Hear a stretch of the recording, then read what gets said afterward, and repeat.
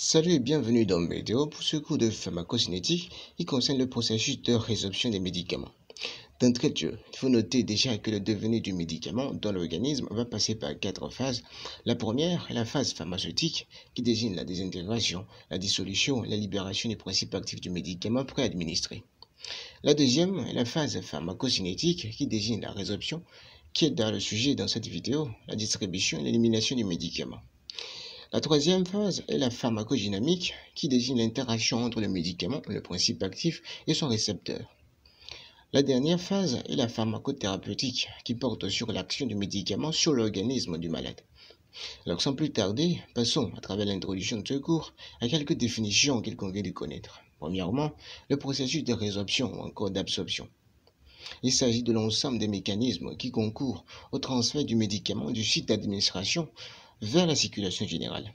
Il s'agit de la première étape très importante de la pharmacocinétique qui, en passant l'étude du devenir du médicament dans l'organisme, dont la modification a une conséquence directe en thérapeutique.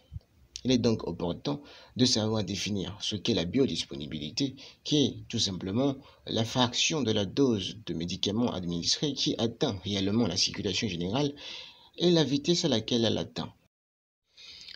Passons maintenant aux conditions nécessaires à une résorption. En effet, le processus de résorption d'un médicament dépend de 4 critères, à savoir la voie d'administration du médicament, la nature de la membrane traversée par le médicament, la nature physico-chimique du médicament et enfin le pH du milieu face au pKa du médicament. D'abord, la voie d'administration du médicament. Il est évident que le phénomène de résorption sera bien sûr différent d'un site à l'autre. Vous pouvez vous référer à la vidéo sur les différentes voies d'administration des médicaments. En effet, la biodisponibilité pour la voie orale, par exemple, ne sera pas la même que pour la voie intraveineuse qui, par ailleurs, est à 100% égale à la résorption totale. C'est ce que montrent les deux courbes en bas. En violet, la courbe de la biodisponibilité par voie orale et en orange, la biodispo par IV. En ce qui concerne la nature de la membrane, il faut noter que selon l'épaisseur de cette membrane et selon la surface de contact du médicament avec elle, la biodisponibilité du médicament ne sera pas la même. Maintenant, en fonction de la nature physico-chimique du médicament, c'est-à-dire en fonction de la taille de la molécule, de la solubilité et de l'état d'ionisation du médicament, la résorption ne sera pas la même.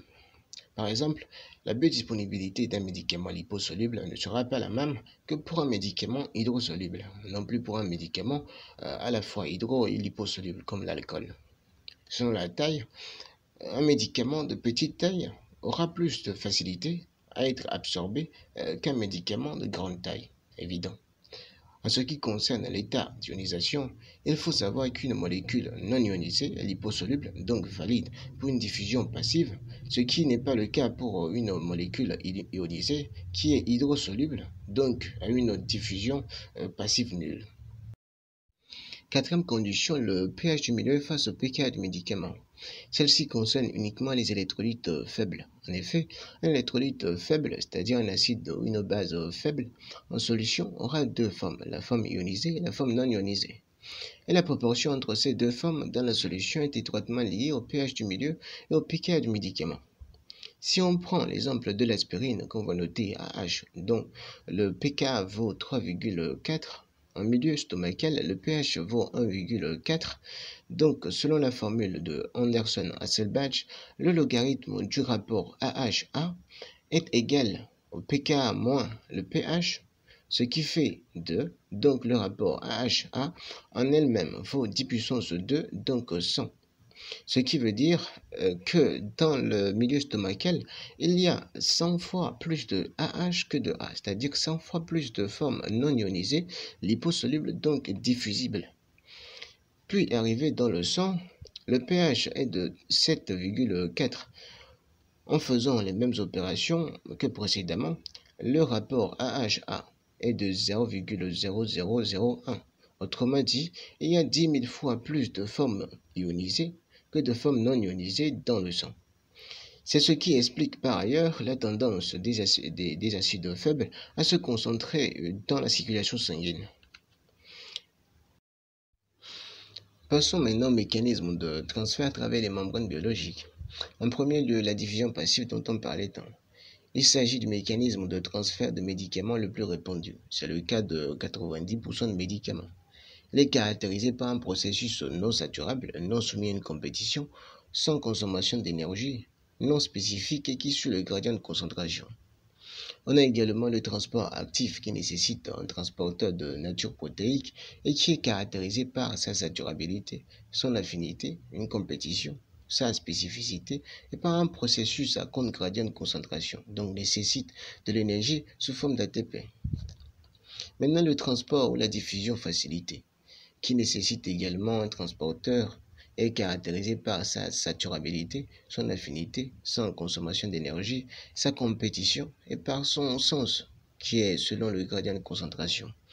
On distingue également par ailleurs la diffusion aqueuse qui, comme son nom l'indique, permet le passage des molécules hydrosolubles à travers des pores dits aqueux nommés aquaporines.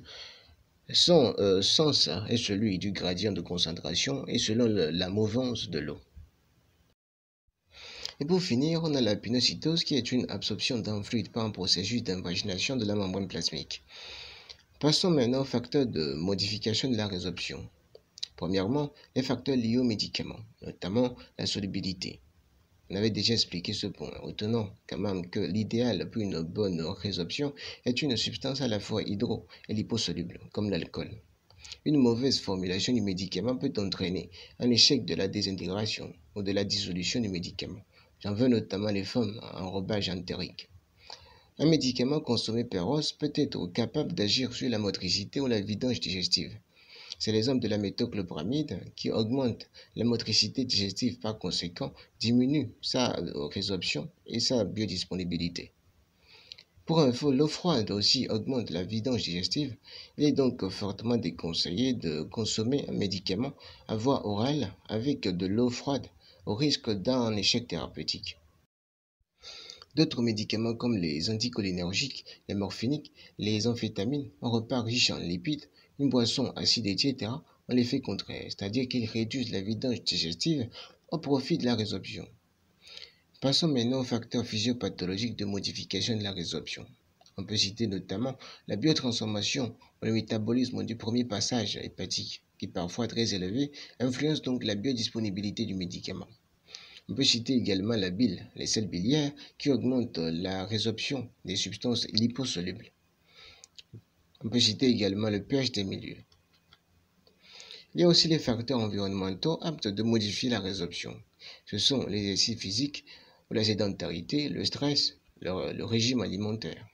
Les boissons sont capables de modifier le pH normal de l'estomac, donc des proportions des formes non ionisées des médicaments, par conséquent va influencer la biodisponibilité du médicament. Et pour finir, on a la chronobiologie qui est la variation de la vitesse de la résorption de certains médicaments selon le moment d'administration au cours de la journée. On définit notamment la chronopharmacologie, qui est la modification des effets pharmacologiques, et la chronotoxicologie, qui est la modification des effets toxiques au cours de la journée.